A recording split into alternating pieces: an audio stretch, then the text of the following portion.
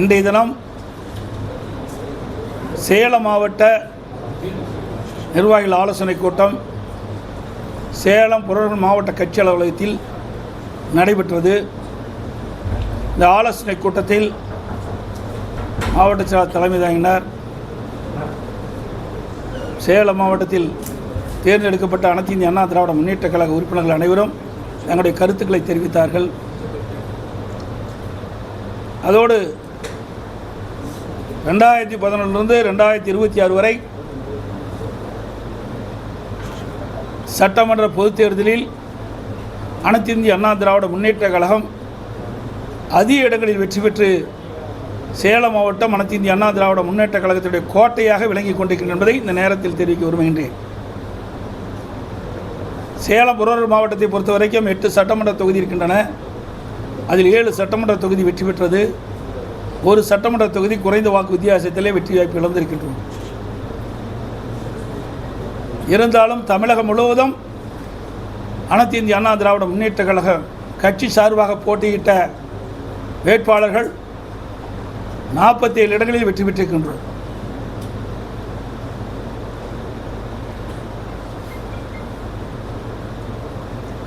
இன்றைய தினம் தமிழகத்தில் ஆட்சி நடக்கிறதா இல்லை என்று சந்தேகம் நிலவிக் கொண்டிருக்கின்றது. அனைத்து இந்திய அண்ணா திராவிட முன்னேற்ற கழக ஆட்சி இருக்கின்ற பொழுது பல்வேறு திட்டங்களை கொண்டு வந்து சேலம் மாவட்டம் மட்டுமல்ல தமிழ்நாட்டில் இருக்கின்ற அனைத்து மாவட்டங்களும் வளர்ச்சி பெறுவதற்கு அதிமுக அரசாங்கம் பல்வேறு நடவடிக்கை எடுக்கப்பட்டது. பல்வேறு பாலங்கள் கட்டி கொடுக்கப்பட்டன, பல மாவட்டங்கள் பிரிக்கப்பட்டன, சட்ட ஒழுங்கு பாதுகாக்கப்பட்டது, போதைப்பொருள் கட்டுப்படுத்தப்பட்டது. அனைத்து இந்திய அண்ணா திராவிட முன்னேற்ற கழகம் தேர்தல் நேரத்திலே கொடுக்கப்பட்ட வாக்குறுதி பெரும்பாலும் நிறைவேற்றப்பட்டது. இப்படி பல்வேறு திட்டங்களை கொண்டு வந்து அரசாங்கம் அதிமுக அரசாங்கம் இருந்தது என்பதை இந்த நேரத்தில் தெரிவிக்க விரும்புகின்றேன். அனைத்து இந்திய அண்ணா திராவிட முன்னேற்ற கழகத்தை பொறுத்த வரைக்கும் ஆட்சியில் இருந்தாலும் இல்லாவிட்டாலும் மக்கள் பிரச்சனை என்று வருகிற பொழுது அந்த மக்களுடைய பிரச்சனையை தீர்ப்பதற்கு முதல் குரல் கொடுக்கின்ற கட்சி அனைத்து இந்திய அண்ணா திராவிட முன்னேற்ற கழக கட்சி என்பதை இந்த நேரத்தில் தெரிவிக்க விரும்புகின்றேன். அதோடு காவிரி நதிநீர் பிரச்சனை 50 ஆண்டு காலம் தீர்க்க முடியாத பிரச்சனை. 1986 பொன்மனச்செம்மல் புரட்சித் தலைவர் எம்ஜிஆர் அவர்கள் காவிரி நதிநீர் பிரச்சனை சம்பந்தமாக வழக்குகளை தொடக்கப்பட்டு அம்மா இருக்கின்ற பொழுது சட்ட போராட்டம் நடத்தப்பட்டு அம்மா மறைவுக்கு பிறகு அம்மாவுடைய அரசு தொடர்ந்து உச்சநீதிமன்றத்திலே மூத்த வழக்குகளை வைத்து ஒரு நல்ல தீர்ப்பை காவிரி நதிநீருக்கு நாம் பெற்றோம். விவசாயிகள் வயிற்றிலே பாலை வார்த்தோம். ஆண்டுக்கு 177.25 டிஎம்சி தண்ணீர் கர்நாடக அரசு கர்நாடக அணையிலிருந்து தமிழ்நாட்டுக்கு திறந்து விட வேண்டும் என்ற தீர்ப்பை பெற்ற அரசு அனைத்து இந்திய அண்ணா திராவிட முன்னேற்ற கழக அரசு. இன்றைக்கு அதுக்கு எதுக்காக குந்தகம் ஏற்படுமோ என்ற அச்சம் இப்பொழுது விவசாயிகளிடத்தில் நிலவிக் கொண்டிருக்கின்றது. அண்மையிலே புதிதாக தேர்ந்தெடுக்கப்பட்ட தமிழக வெற்றி கழகம் அரசாங்கம் டிவிக்கு அரசாங்கம் மேகதாது அணை கட்டுவது குறித்து தீர்மானம் கொண்டு வந்தார்கள், தனி தீர்மானம். அதிலே நடுவர் மன்றம் அமைக்கப்படும் என்ற ஒரு அறிவிப்பை வெளியிட்டிருக்கின்றார்கள். ஏற்கனவே உச்சநீதிமன்றம் தெளிவான தீர்ப்பை கொடுத்திருக்கின்றது. 15 ஆண்டுகளுக்கு அந்த தீர்ப்பு தொடரும் என்று அறிவித்திருக்கின்றார்கள். கீழ்ப்படுகை மாநிலத்துடைய அனுமதி இல்லாமல் மேல் படுகையில் இருக்கின்ற மாநிலம் எந்த ஒரு கட்டுமானத்தையும் காவிரி ஆற்றிலே செயல்படுத்தக்கூடாது என்று தீர்ப்பை கொடுத்திருக்கின்றது. அதோடு காவிரி நதிநீர் பாசனம் பெறுகின்ற மாநிலங்கள் பாதிக்காத அளவிற்கு ஒரு நல்ல தீர்ப்பை உச்சநீதிமன்றம் வழங்கியிருக்கின்றது. அந்த தீர்ப்பிலே காவிரி நதிநீரை தடுக்கவோ தேக்கவோ திருப்பி அனுப்பவோ கூடாது என்ற தீர்ப்பை கொடுத்திருக்கின்றது. அப்படி இருக்கின்ற பொழுது நடுவர் மன்றம் தேவையற்றது. ஒரு குழப்பத்தை ஏற்படுகின்ற விதமாக புதிய அரசாங்கம் இதை அறிவித்திருக்கின்றது. விவசாயிடத்திலே மிக கொந்தளிப்பை ஏற்படுத்தியிருக்கின்றது. குறிப்பாக டெல்டா மாவட்ட விவசாயிடத்திலே மிகப்பெரிய அச்சம் ஏற்பட்டிருக்கின்றது. இன்றைக்கு ஊடகத்தின் வாயிலாக பார்த்தேன், தமிழகத்தில் இருக்கின்ற முக்கிய விவசாய சங்க தலைவர்கள் நடுவர் மன்றத்தை பற்றி குறிப்பிட்டு பேசியிருக்கின்றார்கள். நடுவர் மன்றம் தேவையற்றது என்று. நானும் சட்டமன்றத்திலே இதை வலியுறுத்தி பேசியிருக்கின்றேன். என்னை போல கம்யூனிஸ்ட் கட்சிகளும் மற்ற கட்சிகளும் இந்த நடுவர் மன்றம் தேவையற்றது என்று சட்டமன்றத்தில் வலியுறுத்தியிருக்கிறார் என்பதை இந்த நேரத்தில் தெரிவிக்க விரும்புகின்றேன். அதோடு அண்மையில் 10ஆம் தேதி கரூருக்கு தமிழக வெற்றி கட்சியுடைய தலைவரும் தமிழகத்துடைய முதலமைச்சருமான திரு விஜய் அவர்கள் பேசுகின்ற பொழுது ஒரு கருத்தை சொல்லியிருக்கின்றார். அனைத்து இந்திய அண்ணா திராவிட முன்னேற்ற கழகமும் திமுகவும் கூட்டு களவாடிகள் என்று குறிப்பிட்டிருக்கின்றார். எவ்வளோ பெரிய வார்த்தை! அவர் வகிக்கின்ற பொறுப்புக்கு அது சரியா சிந்திக்க வேண்டும். அவர் ஒரு முதலமைச்சராக இருக்கின்றார்.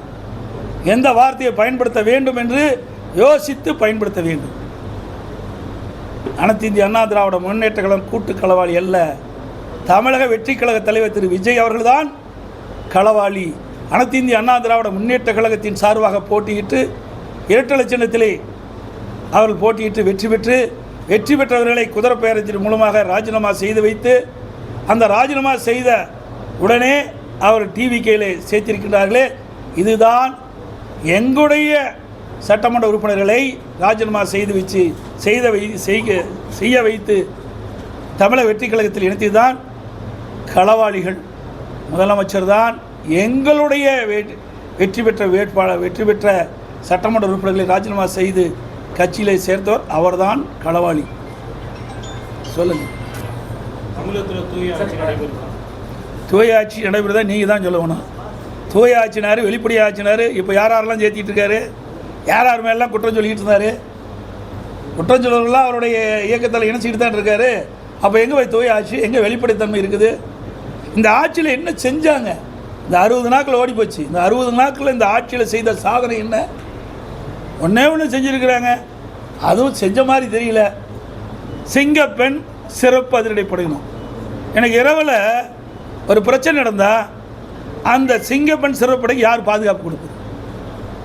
இது ஏற்கனவே அனைத்து இந்திய அண்ணா திராவிட முன்னேற்ற கழக அரசாங்கம் இருக்கின்ற பொழுது, அம்மாவுடைய அரசாங்கம் இருக்கின்ற பொழுது காவலன் செயலி என்ற ஒரு அறிவிப்பை கொடுத்தோம். அதில் ஆப்பில் எல்லா போலீஸ் ஸ்டேஷனுடைய நம்பரும் இருக்கும். அதில் ஏதாவது அந்த பெண்மணி எங்காவது பெண்கள் பாதிக்கப்பட்டால் அருகில் இருக்கின்ற காவல் நிலையத்துக்கு அதை தெரிவித்தா உடனே வந்து காப்பாற்றுவாங்க. ஆனால் இதெல்லாம் ஒரு ஷோ. இதனால் மக்களுக்கு நன்மை கிடைக்குதா என்றால் எனக்கு தெரிஞ்ச வரைக்கும் இன்னும் காலப்போக்கில் தான் தெரியும். அதான் நீ கரூர் பேச்சை பார்த்தீங்களே, கரூர் பேச்சை இன்னும் முதலமைச்சர் அந்தஸ்துக்கே வரல. அவர் நாலாங்கட்ட பேச்சாளர் கூட தான் பேசிகிட்டு இருக்காரு. பஞ்சு டைலாக் பேசிகிட்டு இருக்காரு. ஆக்கப்பூர்வமான கருத்துக்களை பேச வேணும். தக்க வைக்கிறது இல்லைங்க. தக்க வைக்கிறதுங்கிறதா தவறானது. ஒரு கட்சியில் வெற்றி பெற்ற பிறகு இதுவரைக்கும் தமிழக வரலாறு இப்படிப்பட்ட நிலைமை இல்லை. இதுதான் முதல் நடக்குது. ஏன் இன்னும் சொல்ல போனால் நிறைய ஓப்பனாக பேச முடியாது. இன்றைக்கு அது சொல்லக்கூடாது. அதை நம்ம பிறகு சில விஷயங்களை சொல்ல முடியும், சில விஷயங்களை சொல்ல முடியாது. என்ன